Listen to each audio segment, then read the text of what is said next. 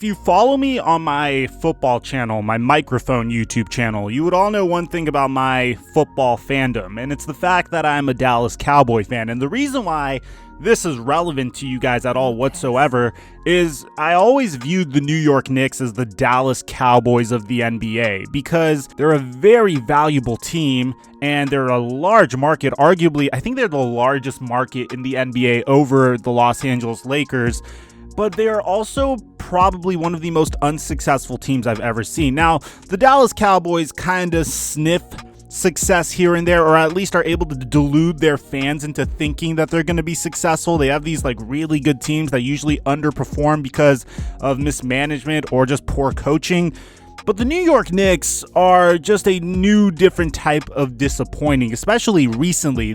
Right when there seems to be hope for the Knicks, the mismanagement and the front office and the horrible culture usually is what screws them over. And we've seen this repeatedly in the past, and they had an opportunity over here to potentially make a culture-changing head coaching hire. So in this video, we're going to decide if they truly did that or if they completely failed to do that. But before we get to the content, I want you guys to let me know your opinion in the comment section down below. And after watching this video, I want you guys to tell me whether your opinion about whether the Tom Thibodeau hire was good or not changed at all. And also, make sure to smash the like button for the YouTube algorithm. We're finally back producing content damn near daily, and it's so good to do so. On top of that, I'm doing a huge NBA 2K21 giveaway on my Instagram and Twitter page. If you guys want a chance to win NBA 2K21, I'm going to leave a link to those in the description down below. And finally, I live stream on Twitch on Tuesdays, Thursdays, and Sundays at twitch.tv/FlightMike. Now that that's out of the way, cue the intro.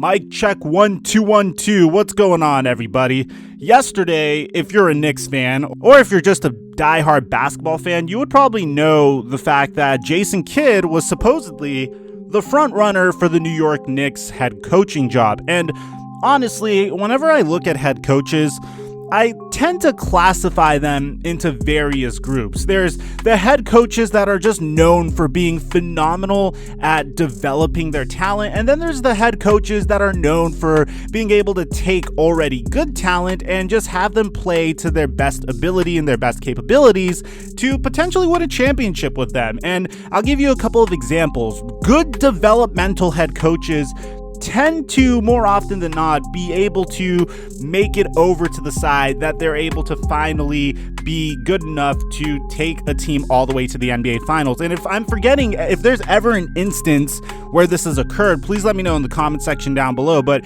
when I think of some of the greatest teams of the past decade, say as early as the 2010-2011 Chicago Bulls, originally their head coach was Vinny Del Negro. And once he got fired, and they brought in Tom Thibodeau, Derrick Rose really came into his own. And then as you continue forward in the middle of the season, the same thing happened with the Los Angeles Clippers. They originally had Vinny Del Negro as a head coach, and then they got rid of him and brought in Doc Rivers. He's been there ever since. But as time progressed forward, we even seen the same thing happen with Jason Kidd in the Milwaukee Bucks. He was the perfect coach to really help Giannis develop, and I'm sure there was other factors at play that helped Giannis develop, but it wasn't until Jason Kidd was fired and Coach Bud was brought in where the Milwaukee Bucks were really able to finally contend. And I think the best example of this of all is probably Mark Jackson and the Golden State Warriors.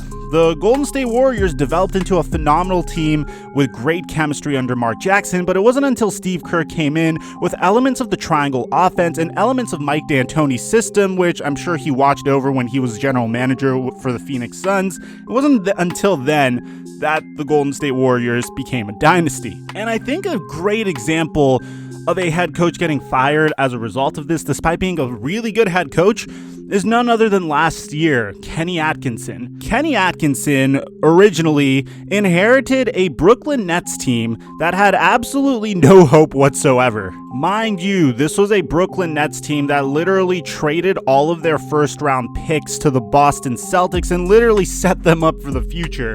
And meanwhile, they were horrible, but they weren't getting first-round picks for being horrible. In Atkinson's first season with the team, he won 20 games and lost 62. Then in his second season with the team, he won 28 games and lost 54. But the Brooklyn Nets did something special in the third season. They started taking on players that were deemed to be underwhelming high draft picks, and Kenny Atkinson really showed how good of a head coach he was at this point. For example, D'Angelo Russell, who was kind of looking like a high-volume, low-efficiency scorer with the occasional ability to make plays for his teammates that was also a bit of a head case, really developed into the player that he is today under Kenny Atkinson. And then take Spencer Dinwiddie, a player that was literally averaging 4 points per game for Detroit, became a player that averaged 21 points per game for Brooklyn. And if you look at the amount of minutes he played, it's clear that this was just him improving. It wasn't a result of giving a player more minutes. It was the fact that Kenny Atkinson was a phenomenal developmental head coach. Which brings me to Tom Thibodeau. And I know you guys might be thinking, Mike, why'd you give all those examples? Well, I needed to drive this point home. Tom Thibodeau is pretty much inheriting a team that is very similar to what the Brooklyn Nets were, only he gets first-round picks. But the thing that's really frustrating about this hire is it feels almost as if the New York Knicks did absolutely no research whatsoever. What was it, Einstein, that said the definition of insanity is doing the same thing over and over again and expecting a different result? If you look at Tom Thibodeau's track record, he started his NBA career inheriting a team that was viewed as probably the best team in the East or the second best team in the East if you want to have the Miami Heat over them. But I feel like the Chicago Bulls, the Tom Thibodeau-led Chicago Bulls, had the potential to beat those Miami Heat teams. But I feel like he completely mismanaged the players. For example, Derrick Rose. Playing him, the amount of minutes that he played him, and knowing, well, I guess we could play Captain Hindsight here. I don't remember how known it was for Derrick Rose to be injury prone back then. I think he was a fairly healthy player before those myriad of injuries that he sustained. But I remember when he did get injured, it was during a time that he really didn't have to be in the game. And Tom Thibodeau, in my opinion, completely mismanaged his star player. And if you're trying to categorize Tom Thibodeau as the type of head coach that's really good at developing a team or really good at leading them to a championship, I think at that point, we could officially cross off Tom Thibodeau's ability to successfully lead a team to a championship. Yes, he's a great defensive-minded coach, but he is known for completely grinding his players into bits. But, of course, for all you know, you could credit Tom Thibodeau for Derrick Rose's development into an MVP. You could. I'm not doing it, but you could. So for that reason alone, I believe he got his very next gig with the Minnesota Timberwolves after his tenure with the Chicago Bulls ended. And this time, he inherited a different type of team. He inherited a team with 2 number 1 overall picks, one being Andrew Wiggins and one being Karl Anthony Towns. His job was to develop these 2 into star players. And Andrew Wiggins was known for being probably the next big thing back in 2014. And I think we could all agree, for the most part, he failed to do so. It seemed as though Andrew Wiggins was on the right path in the very beginning of his career. But take a look at this. During his first 3 seasons in the NBA, Andrew Wiggins was actually improving. He averaged 24 points per game in his 3rd season, and he was poised to take the next step in his 4th season. But here's the thing, and I guess you could either blame Tibbs for this, or you could just blame the general manager of the Timberwolves for this.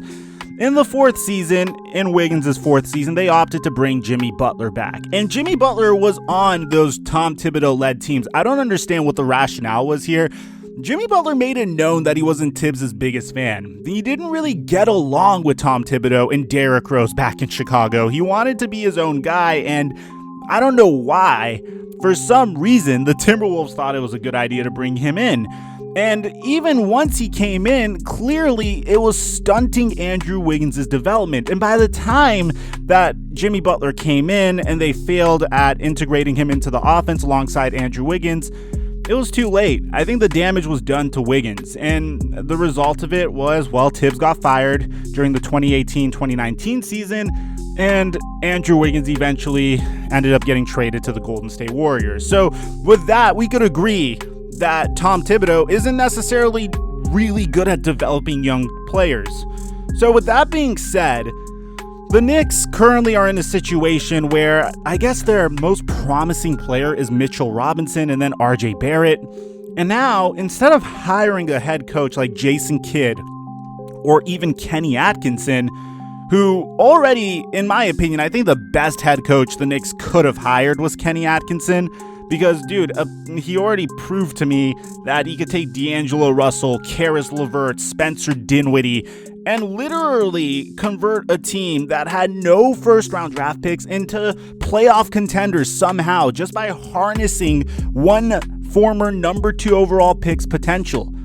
And, of course, I don't blame the Nets for moving on from him because Kyrie Irving felt like he wouldn't be able to coexist with Kenny Atkinson, and honestly, I could respect that. Kyrie Irving's fully developed. He's in I want to win championships now mode. So I get it. I 100% understand. It's probably not a good fit.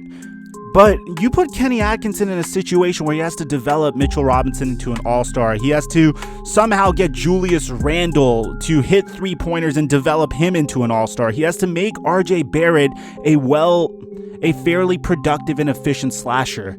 I feel like he could have done that. I don't know what Tom Thibodeau is going to do with all of this. If he wasn't able to take an athletic scorer like Andrew Wiggins and develop him into an all-star, what makes you think that he's going to be able to take a player that's, I'd say, is a little bit less athletic and more raw than Andrew Wiggins and RJ Barrett and turn him into an all-star? What makes you think that he's going to be able to put Julius Randle in a position to succeed? What makes you think that he's not going to completely stunt or just stagnate Mitchell Robinson's growth? Look, I could be wrong here, and I hope I am, because I feel like when the Knicks are good, it's just good for the NBA.